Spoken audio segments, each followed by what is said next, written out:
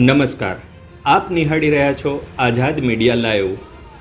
Mahuva general hospital તેની આસપાસના લાખો લોકોની જીવાદોરી સમાન છે, પરંતુ આ જનરલ હોસ્પિટલનું બાંધકામ 1932માં થયેલ હોવાથી તે આજે ખૂબ બિસ્માર હાલતમાં છે, જેના કારણે દર્દીઓ અને સ્ટાફ ઉપર છત પરથી પોપડા પડવાના બનાવ અગાઉ પણ બની ચૂક્યા છે।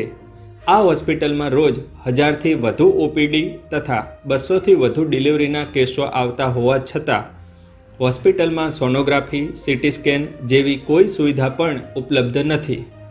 દર્દીને એની બીમારી કરતાં એમના માથે પોપડા પડવાના ભયના ઓથાર હેઠળ ઇલાજ કરાવવા મજબૂર છે।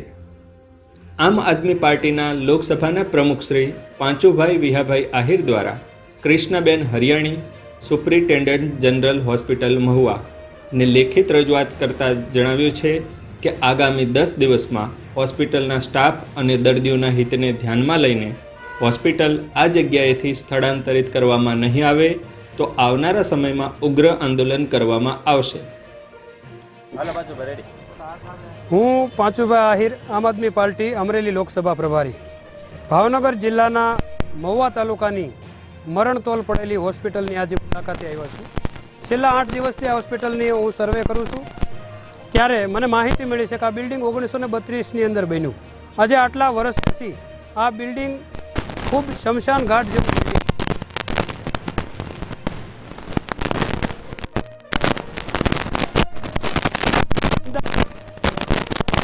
હોસ્પિટલમાં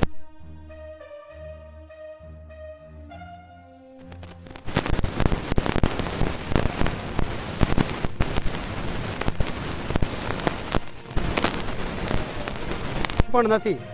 સ્ટાફ પૂરતો છે, બધા સ્ટાફને ડૉક્ટરથી માંડીને પટ્ટાવાળા સુધી વાર્ષિક 5 કરોડ જેટલો પગાર ચૂકવવામાં આવે છે, પરંતુ સુવિધાના નામે ઝીરો છે। અહીંયા થોડાક સમય પહેલાં એક દર્દી ઉપર પોપડો પડ્યો હતો। આ હોસ્પિટલની અંદર બીક છે કે વ્યક્તિ બીમારીથી નહીં પણ કોઈ આવી આપણી અણઆવડત કે આપણી બેદરકારીના લીધે કોઈનું મૃત્યુ થશે।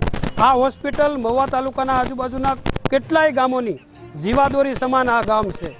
આ હોસ્પિટલ આ તમામ ગામ મહુવાની અંદર મેં આ હોસ્પિટલમાં મુલાકાત લીધી તો જોયું કે ઘણા બધા બારણા ઉપર એવા અનુદાનના બોર્ડ લાગેલા હતા। કોઈ 7 લાખ, કોઈ 10 લાખ અહીંયા અનુદાન આપેલું છે। તો મહુવા મધુમતી નગરી છે, દાતાઓની નગરી છે, કવિને લેખકની નગરી છે।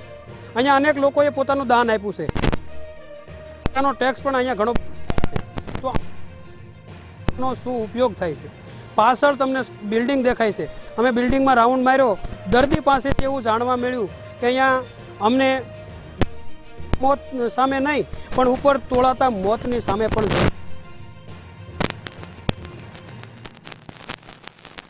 રહેવાનું રહેણાંક છે, ત્યારે એને જોખમે એ લોકો ત્યાં રહે છે। જી, વર્ષ દિવસથી એવું પણ રહીશો પાસેથી જાણવા મળે છે કે 16 કરોડ જેટલી ગ્રાન્ટ અહીંયા પડી છે, છતાં એનો એક પણ રૂપિયો થતો નથી। હવે અહીંયા ફાયર સેફ્ટીનો 30 લાખનું હમણાં 3 મહિના પહેલાં ઉદ્ઘાટન કરવામાં આવ્યું। અહીંયા ફાયર સેફ્ટીની જરૂર જ નથી, ઉપરથી જ પાણી, અરે જ્યાં નાના નાના બાળકોનો પ્રસૂતિ વોર્ડ છે ત્યાં ઉપરથી પાણી ટપકે છે।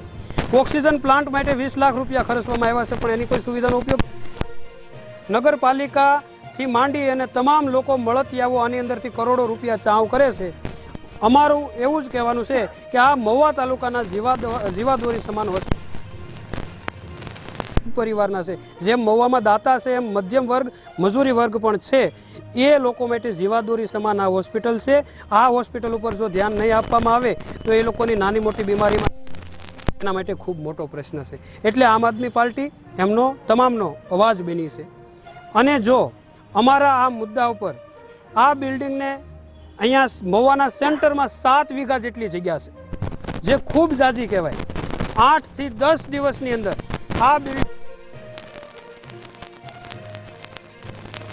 હવે આ કંડમમાં ગયેલી ઉપરથી આ કંડમમાં ગયેલી બિલ્ડિંગને જો પાડી દેવામાં નહીં આવે અને બીજી જગ્યાએ શિફ્ટ કરવામાં નહીં આવે તો ઉગ્રમાં ઉગ્ર આંદોલન। રિપોર્ટર ભાવેશભાઈ ચૌહાણ સાથે એન્કર વનમાળી ઠાકોર, આઝાદ મીડિયા લાઈવ, મહુવા।